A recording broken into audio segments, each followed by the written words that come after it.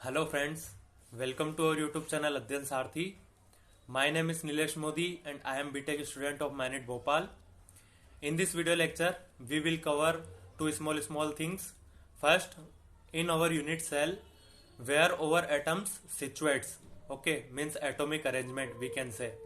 Or in the second one, we will cover the calculation of effective number of atoms. Okay, so let's continue these two small topics. Hello friends, हमने last lecture में crystal system और Brevis लेटिसेस के बारे में जाना था। उसमें मैं एक चीज आपको नोटिस कराना भूल गया। जनरली एक क्वेश्चन आ जाता है कि जो हमारा मेन क्रिस्टल सिस्टम है, मतलब मेन हमारे कितने क्रिस्टल सिस्टम होते हैं, तो इसका आंसर होता है 7। और एक क्वेश्चन ये पूछते हैं कि जो हमारे ब्रेविस लेटिस कितने होते हैं। ब्रेविस लेटिस जो होते हैं इनकी संख्या कितनी होती है, या फिर number of Bravais lattice are 14। Okay, तो एक ये चीज आपको ध्यान में रखनी है। ठीक है, अब हम आगे बढ़ते हैं। इस लेक्चर में हम कवर करेंगे कि जो सिंपल क्यूबिक, एफसीसी, बीसीसी या एच सेंटर्ड होते हैं उनमें एटम कहाँ पोजिशन होते हैं और उनका कंट्रीब्यूशन उस क्यूबिक यूनिट सेल में कितना होता है। ठीक है, तो लेट्स स्टार्ट। जैसे first of all simple cubic, तो सिंपल क्यूबिक है तो इसमें जो एटम्स होते हैं वो कॉर्नर्स पे होते हैं, only at corners, only at corners. ठीक है, तो एटम की पोजीशन तो हमको पता लग गई कि एटम कहाँ होंगे, ओनली एट कॉर्नर्स, पर इनका कंट्रीब्यूशन कितना होता है। तो इसको समझने के लिए जैसे हम मान लीजिए ये वाला एटम हम ले रहे हैं, ठीक है, ये हाईलाइटेड एटम है हमारा, इसको हम देख रहे हैं कि इसका इस यूनिट सेल में कितना कंट्रीब्यूशन है। तो इसके लिए हमने क्या किया, इसके जैसी 8 यूनिट सेल हमने बनाई। कैसे देख रहे हो, 1 2 3 4, ये 4 यूनिट सेल है। अगर आप इनको ध्यान से देखोगे तो ये जो वाला एटम है, ये एटम का आधा portion, means we can say half of the portion of this atom is covered by this 4 unit cells. समझ रहे हो, मतलब अगर ये जो एटम है इसको हमको फुल्ली कवर्ड करना है तो हमको कितने यूनिट सेल की नीड होगी, 8 unit cells. Means one atom, one atom covered by 8 unit cell. तो कंट्रीब्यूशन की बात करें,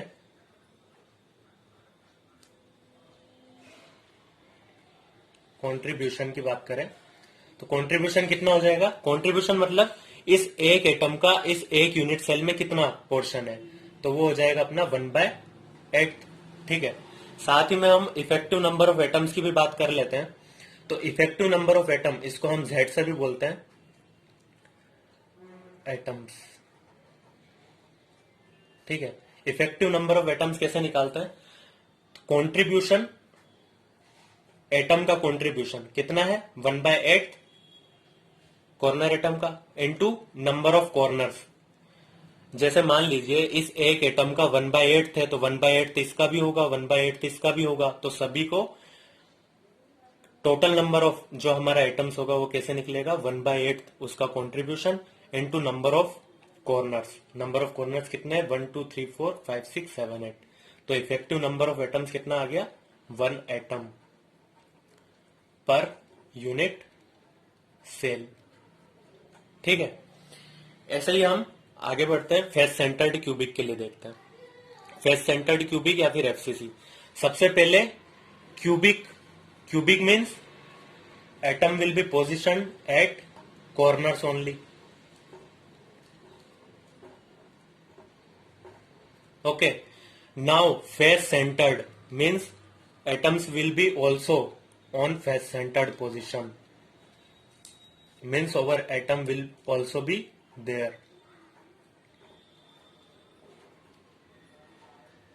Okay, अगर हम कंट्रीब्यूशन की बात करें तो जैसे हमने ये वाला हाईलाइटेड एटम लिया, तो इसके लिए हमने 2 यूनिट सेल ली।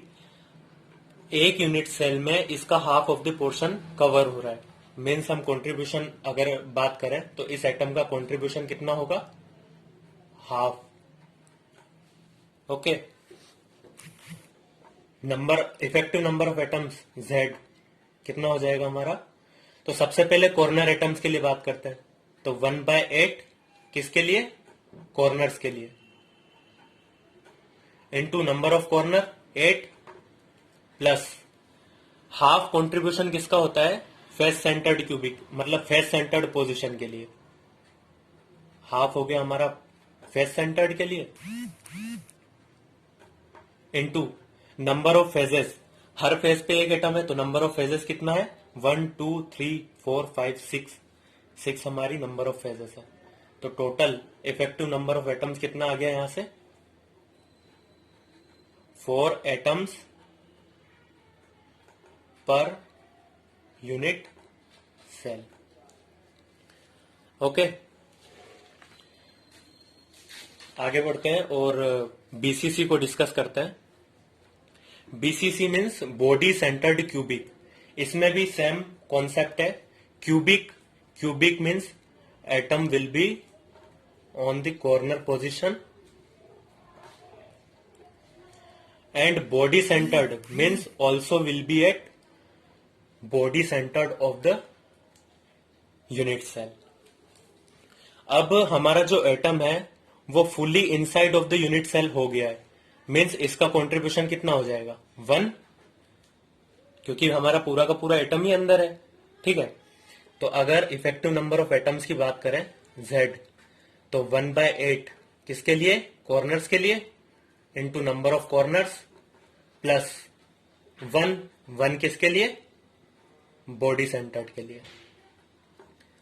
तो हमारा इफेक्टिव नंबर ऑफ एटम्स कितना आ जाएगा, 2। लास्ट यूनिट सेल जो हम डिस्कस करेंगे वो है एज सेंटर्ड क्यूबिक। ये भी क्यूबिक यूनिट सेल है। Atom will be position at corners as well as center of the unit cell. Means यहां पे भी हमारे जो एटम है वो पोजिशन होंगे। ठीक है,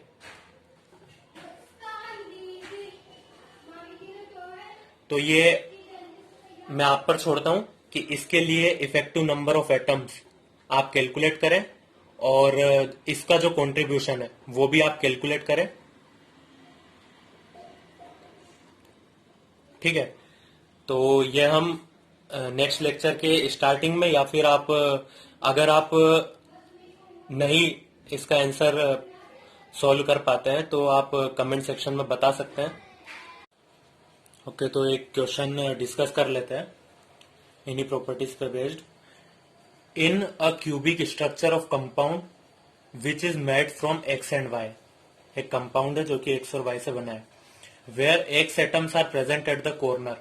एक्स हमारा कहां पे है, कॉर्नर्स पर of cube, and Y atoms at the face centers. मतलब वाई हमारा कहां पे, फेस सेंटर्स पे। तो हमको निकालना क्या है, find the molecular formula of the compound.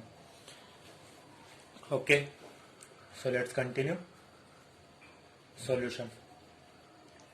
First of all बोला है क्यूबिक स्ट्रक्चर, तो क्यूब बना लेते हैं भाई।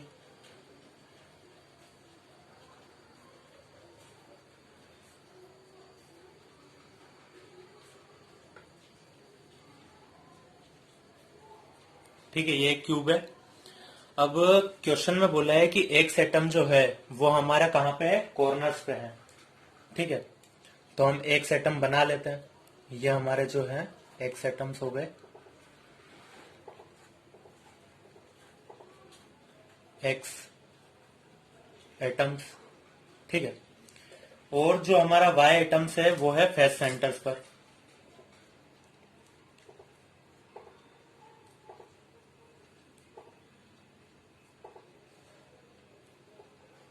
ठीक है, ये 6 फेसेस है। ये जो है हमारे वाई एटम्स। तो हमको इसका कंपाउंड का मोलिकुलर फॉर्मूला बताना है। हमको पता है कि जो कॉर्नर वाले एटम्स होते हैं इनका कंट्रीब्यूशन कितना होता है 1/8, और जो फेस सेंटर्स वाले एटम्स होते हैं इनका कितना होता है हाफ। तो अगर अपन effective number of X atoms बात करें तो कितना होगा 1/8 into number of corners. Corners कितने हैं 8, तो ये हो जाएगा 1। ऐसे ही effective number of Y atoms की बात करें तो कितने हैं, पहले कंट्रीब्यूशन कितना है half into number of phases. Phases कितनी है 6 इक्वल्स टू 3।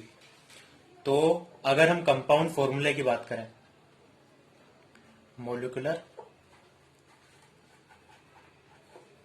फॉर्मूला, तो हमारा मोलिकुलर फॉर्मूला ऐसा होगा जिसमें एक्स एटम्स होंगे 1 और वाई एटम्स होंगे 3। तो ये हमारा क्या होगा फाइनल आंसर होगा। तो देखिए कितना आसान सा क्वेश्चन है और कितनी आसानी से सोल्व हो गया। इसी तरह के क्वेश्चन जेई मेंस और जेई एडवांस में पूछे जाते हैं। ओके, तो I hope you are enjoying this lecture series and you are doing well. Okay, तो नेक्स्ट लेक्चर में हम बाकी सभी यूनिट सेल भी डिस्कस करेंगे। So please like, comments and share with your friends also. Thank you.